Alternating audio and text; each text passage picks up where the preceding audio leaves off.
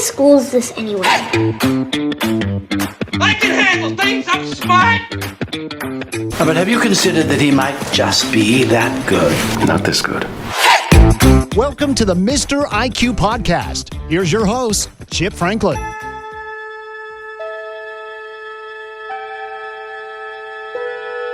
Space, the final frontier. Astronomy is pretty amazing. So let's start with the early astronomers. Long before Captain Kirk, there was Galileo, Copernicus, Johannes Kepler. These men were just a few of the millions of humans who stared into the sky and thought, what the hell is that? I mean, there were meteors, eclipses, and galaxies that appeared as clouds deep in the night sky. Long before Newton invented calculus, the only math they had were notes and observations.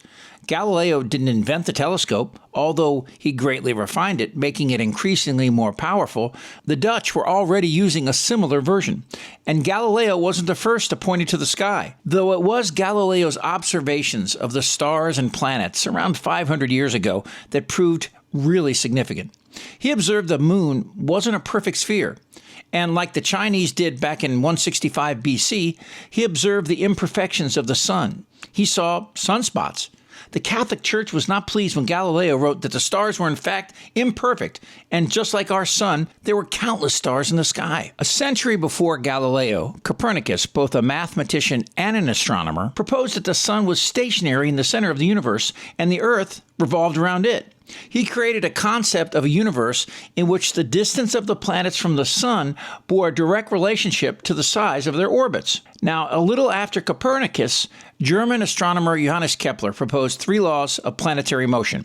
His laws were significantly influenced by the work of Copernicus, who had put forth a theory that the planets traveled in this circular path around the sun. Kepler thought that the planets traveled around the sun, though not in circles, but in ellipses. And this was big.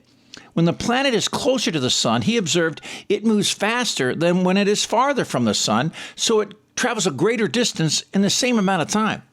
Kepler proposed the first 2 laws in 1609 and the third in 1619, but it wasn't until the 1680s that Newton explained why planets follow these laws. Newton showed that Kepler's laws were a consequence of both the laws of motion and his laws of gravitation. And it was Newton who acknowledged the work of his predecessors when he said, hey, if I accomplished anything, it's because I stood on the shoulders of giants. Andrew Fornacki is a professor of astronomy at the Fromm Institute and at San Francisco State University and serves on the board of trustees of the Search for Extraterrestrial Intelligence, SETI, and a fellow of the Committee for Skeptical Inquiry. Professor, great to have you here. Let's start with a simple one. Who were the first astronomers? Well, we don't know that. We actually think that ancient people spent a lot of time looking up at the sky and wondering and organizing things, dividing the patterns of the stars into groupings according to their legends. We call those constellations now, looking at the regularities of how the moon changed its shape over the course of a whole month. And those wonderings, those first organizational views of the sky were the beginning of astronomy. What trapped you? It's interesting. I was actually not born in this country. I came as an immigrant from Hungary when I was 11, and I didn't speak English very well. And my mom hit on the idea of our reading comic books together, particularly science fiction-oriented comic books, because they had a lot of pictures that were exciting. And as I learned English, I also became fascinated with the stars and with Superman being from Krypton and Green Lantern being part of a whole corps of intergalactic do-gooders. And that led me to then read, as my English got better, read astronomy books in the library, and I was hooked for the rest of my life. I went to a Catholic school. My mom raised 5 of us on her own. But I had the nun who had been a Holocaust survivor who converted to Catholicism. And she was older. She was about in her 70s, and she looked out after me. She really did. And she knew I was always curious. I really freaked them out one day when I said, well, if heaven is so great, why don't we just kill ourselves? But one day she took me out on the playground, and we were looking at the clouds. And she said, you see that sun? And I said, yeah. And she goes, that's not the sun. That's the way the sun looked 8.5 minutes ago. And what you're looking at, everything you see is a reflection of light. So you're seeing the past. Now, she looked over my shoulder and she said, I can see, turn around. She goes, now you see my future. Even if it's just for an instant, you see those things before I do, because that's the way light moves. Blew my mind. And it changed the arc of my life as a 9-year-old, right? What a wonderful story. And it's absolutely true that part of what makes astronomy so interesting and doable is that it takes a while for light to get here from the distant reaches of the universe. So that we generally talk about things out there in light years, a light year being the distance that light covers in 1 year. So the nearest star is 4 light years away. And then what that means is if light covers 1 light year of distance every year, and a star is 4 light years away, then that light took 4 years to get from that star to us. And as your teacher pointed out and you so eloquently explained, that means it's 4-year-old news that we're getting from that star. If light took 4 years to get here, it's telling us what was happening there 4 years ago. And there are stars 100 light years away, 1,000 light years away, 1,000,000 light years away in other galaxies. And so we are actually looking out into the universe and seeing the past. And that's what enables astronomers to have the nerve to reconstruct the history of the universe, to tell you what happened after the Big Bang and how we developed. Because as we look further out, we look further back and can reconstruct the history of the universe. I was part of a group that put all of our computers together and searched for the largest prime numbers that had never been discovered. And as geeky as that sounds, it was still really cool to search for something that no one had ever discovered. What is the latest cool discovery in astronomy? There are a lot to choose from, but I think without question, the most important thing we've done is to discover planets orbiting other stars. We've always thought that there should be planets, just like the Earth and Mars and Jupiter orbit the sun. There should be planets orbiting other stars, but planets are so dim, we couldn't find them. And that changed about 2.5 decades ago. We finally got instruments that allowed us to find planets orbiting other stars. And as of today, I looked it up before I came on the radio with you, we are actually 4,400 planets into the discovery. We found 4,400 planets orbiting other stars. Some of them Earth-like, so some of them possible places to have radio listeners or other forms of intelligence. And so it's been very exciting in my lifetime to go from knowing 0 planets out there where the Starship Enterprise might someday go to having now thousands and thousands of planets out there. Okay, so this is the part that blows my mind. And tell me how accurate I'm retelling this. The way we can tell if a star has a planet is by it wobbles because of the gravitational effect of the planet. That's insane. Explain that. And you put it very well, exactly right. The first method we found for detecting planets out there, since their light was too dim to see, what we thought is we would watch the gravity of the planet tug a little bit on the star. When the planet was on one side of the star, it tugged the star to that side. When it went around to the other side, it tugged the star. So the star would very slowly wiggle or wobble in the sky. And if we had a really good wiggle meter, if we had a really good instrument that could detect the tiny changes in the motion of the star, we could then find the influence of the planet. And that first happened in 1995, that we got instruments good enough to measure this very, very tiny wiggle. And the astronomers who did that 2 years ago got the Nobel Prize. And we can tell the age of a star by its color, essentially, right? Well, it's a little more complicated than that. Not just the overall color, but it turns out that because these stars are hot, all the elements in them are vaporized. And they're vapor, they're gaseous. And when gas glows, each element leaves a kind of fingerprint of color in the light of the star. So if you spread the light out into a spectrum, into a rainbow, those fingerprints of the elements are there in the star's light. This is called analyzing the spectrum of a star, the spectrum, the spread out light. And so we can tell what elements are there, and from the number of different kinds of elements, we can tell how long ago the star first began to glow, first began to be a star. And that's because as the universe goes on, it gets more and more complicated. Stars make new elements all the time. So the age of a star is sort of signified by how many elements of different kinds it has. Are there any stars that we can see with either the naked eye or strong telescopes that are no longer there? We're just seeing the distant light, and it's already supernovaed and imploded or black holed or whatever it does when it's over? Yes, absolutely. For example, let's just talk about galaxies for a second. So all the stars are organized into galaxies, into giant groupings called galaxies. Even though Texas will get upset at this, there's no such thing as a lone star. Every star is organized into a group. And so when we look at the nearest major galaxy, it's 2 million light years away. So the light we see tonight left that galaxy 2 million years ago. In those 2 million years, many of those stars will have died, will have, as you suggest, blown up or imploded or had some finish to their lives. But because that happened in between the time that the light left and when it arrived here, we won't know about it for maybe another 100,000 years. Wow, this is fascinating. All right, so you attended a meeting online with 3,000 astronomers. There's no way you guys agreed on everything. What is the thing that you guys disagree the most on when you're talking about looking into space? Is it gravity? Is it parallel universes? Or is it just some fundamental parts of the physics of this?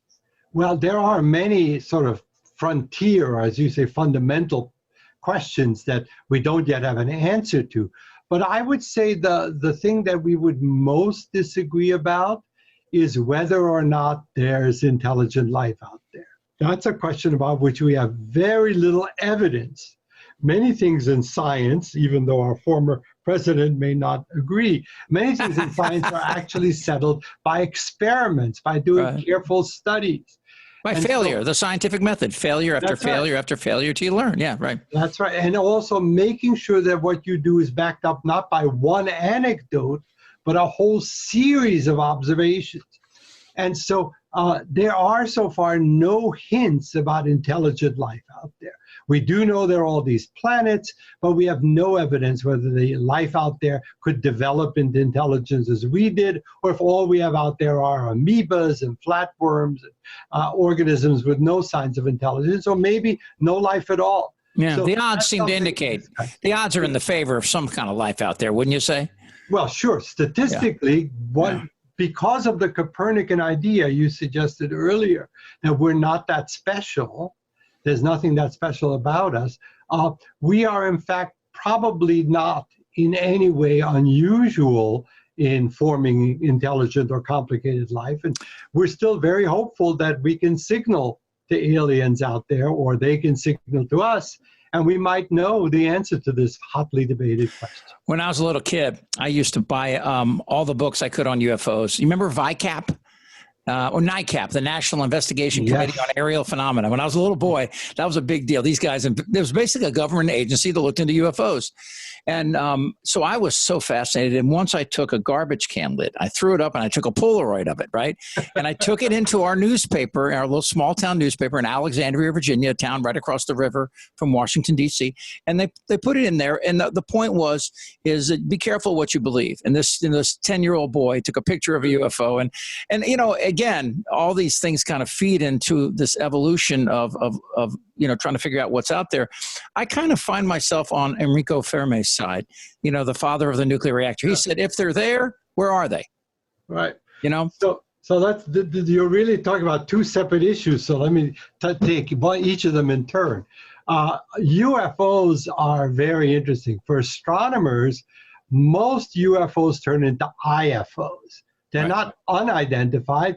If we study them, we can identify them. For example, the former president, Jimmy Carter, thought he saw a UFO. He reported it very precisely because it was a precise kind of man. And we investigated what there was exactly where he pointed the UFO to be, and it turned out to be the planet Venus, being especially bright. And he's a nuclear engineer, back to Fermi and Carter, right? Well, yes, in a way. But yeah. He's a well-meaning guy who just didn't know what he was seeing in the sky. And most UFOs turn out to be that. In fact, I'm with Arthur Clarke, who says that UFOs tell us very little about intelligence in outer space, but they do show us how rare it is here on Earth. Because most people who are great UFO believers are not judging by scientific principles. But your point about intelligent life, though, is very correct, that it was Enrico Fermi who asked, well, if there are millions and millions of stars and millions of planets, and all these intelligent civilizations, they could have started way before we did. They could have been formed around a star much earlier, be much more advanced than we are. And how come they're not here? How come they're not traveling here? And why haven't we met tourists from space? Did you ever read Freeman Dyson's The Greening of the Universe? I haven't read that book, but there's been a lot of debate. Let me finish this thought. I'm sorry, go ahead. There's been a lot of questions why they're not here. We call this the Fermi paradox. If people want to look it up there, the Wikipedia page goes on and on and on about this. But the gist is there might be really legitimate reasons why they're not here. There are a lot of places to visit. They may not want to interfere with our peaceful development because we're so young.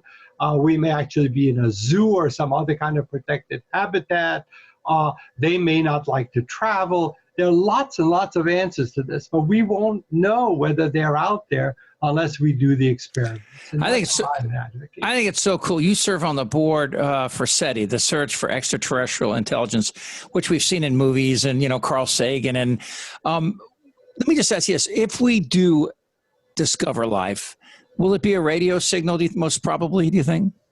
Well, that's what we're debating, and there's been big news on this. So as you say, I've had the privilege of serving on the board of the SETI Institute, the Search for Extraterrestrial Intelligence Institute, which is a private nonprofit set up to find out whether we're alone or not. And we very much think that for a variety of reasons, the easiest signals to go from one star to another, from one cosmic place to another, are radio signals. That's how we communicate with our astronauts in space, and it turns out to be a very easy way to do it. But it's not the only way to do it. We've also thought about other things. For example, if the aliens build huge structures, they'll lose a lot of heat, and the heat rays from that are something we can now pick up with telescopes on high mountains, airplanes, or in space. Or they might use lasers that can outshine their stars. So there might be very rapid laser signals that we can pick up. And we're pursuing all of those avenues. We're searching now for all of these different ways that we might find aliens. Freeman Dyson, in that book I mentioned, he suggested building self-replicating robots that would, land on asteroids, mine the asteroids, create more, and then send off even more into space. So you would send them out. The idea would be that you would exponentially then cover huge areas, a swath of space. And in 5,000 years, we might get the answer we want. Of course, we're Americans, 5,000 years. We want 15 minutes from now, right? And that's a hard part. Let me ask you, though, I don't want to get down the physics road too far, but you mentioned, we were talking earlier about light. My favorite thought experiment that Einstein had was the idea that that the indentations in space-time would curve light. Stop me if I'm saying that incorrectly, but the famous experiment where I think they went to South America to see the eclipse, and why don't you tell the story so I don't screw it up? They wanted to prove that light was bent. So this, Einstein called this the happiest thought of my life, which was a wonderful phrase. He was thinking about gravity, and we think of gravity as a pull between two bodies. So the moon is kept in orbit around us by the Earth's gravity. The Earth is pulling on the moon. But Einstein said, maybe there's a different way to look at gravity. Maybe gravity is a kind of warping or distortion in the very fabric of space and time. And people looked at Einstein like, what? What does that even mean? And why do we need it and go away? And Einstein realized that this was such a bizarre and novel idea that it would be something that an experiment had to demonstrate. It wasn't enough for him to come up with the theory, even though the theory was beautiful and appreciated by people with a mathematical bent. We needed an experiment. And he asked himself, if gravity is a distortion of space, we can't find it on Earth because the Earth's gravity is too weak for that distortion to be so easily measurable, especially in 1916 when he came up with it. What's the nearest object that has enough gravity to really warp space around it measurably? And that turned out to be the sun. So he said, if you could look at the sun and watch starlight coming by the sun, you would watch these straight lines of starlight bend or warp near the sun. Now, there's a small technical problem seeing starlight coming by the sun, which is that the sun is so darn bright. Right? So Einstein was no dummy. He took an astronomy class. He said, there is a time, though, when the sun is there in the sky, but it's dark. And that's an eclipse. So if you could go during a total eclipse of the sun, when the moon gets in front of the sun and blocks its light, and you look at starlight right near the sun, it should be bent and those stars should be out of place. Well, the first time this could be tested was 1919. Teams of astronomers went to where the total eclipse of the sun was visible. They took pictures of the sky right near the darkened sun. They measured the stars, and they were out of place. Wow. Just the way Einstein had predicted. And they asked Einstein, what did he say about if he had been wrong? Do you remember that quote? That's right. And he said he would have felt sorry for God because the way he set up the universe in this theory is both simple and beautiful. I love from those. this, we get black holes. From this, we get much greater distortion. So the ultimate way in which gravity could distort space and time is if a star collapses. If at the end of its life, a star dies by collapsing and it comes together more and more and more, can I use this word, squozen? More and more compressed, squozen together. The gravity goes up and up and up as it gets more squozen. And then where the distortion becomes so great that straight lines become circles and light can't escape anymore, we call that a black hole. We're talking to Andrew Fornacki, professor of astronomy from Institute, University of San Francisco. Let's go back real quick. I asked you, where can somebody look into the sky and find a star that's no longer there? So we can't point to a star necessarily that's going to die tomorrow because all the stars nearby have much longer lives. But as I say, if you look at another galaxy, if you look, for example, at the Andromeda galaxy, which is our nearest neighbor, some of those stars in that galaxy will have died in the 2 million years it took for the light to get here. Can I see them with a really high-powered telescope, like a commercial? Yes, you can even see the Andromeda galaxy with the naked eye if you look in the constellation of Andromeda on a really dark night. But through a small telescope or even binoculars, that's the one galaxy, the one other city of stars that's relatively easy to see. All right, so I know you're a big fan of science fiction, and I am as well. I don't really like the ones, though, 1,000 years in the future. I like things that could happen today. There's a guy named Robert Sawyer who wrote a book called Flash Forward, which is about a super collider, a brand new one, a really powerful one. And as soon as they smash these atoms, time stops and everybody passes out for 7 seconds. And when they wake up in their dream, they saw the future. Now, I love the idea of being able to look at that and ask that paradox, if we could go in the past, if that's possible, would we change the future simply by visiting the past? It's that paradox and others that really attract me to science fiction. I mean, I love the science and I love the fiction, but what I really want to learn is the universe. I want to learn everything from gravity to black holes to, what's at the edge of the universe, or maybe that's just the wrong way of thinking about it. Wow. Well, so this is a complicated question. What's the best way to learn about the universe? And my answer is always, why do I have to pick one? Right. Well, because of money, mostly. We have the resources to do many things. But let me just tell you about the most exciting sort of long-scale voyage that we're currently planning. There's a Russian-American billionaire in Silicon Valley named Yuri Milner, and he has given $100 million for a project called Starshot, where he wants to take a spacecraft about the size of your cell phone camera, a tiny spacecraft, and use a huge battery of lasers to send this tiny spacecraft to the next star, 4 light years away, in only 20 years, to make it move at 1/5 the speed of light using lasers and get that tiny spacecraft to the next star. Cool. In something like 20 years. It's called Project Starshot, and we're now investigating how to do that.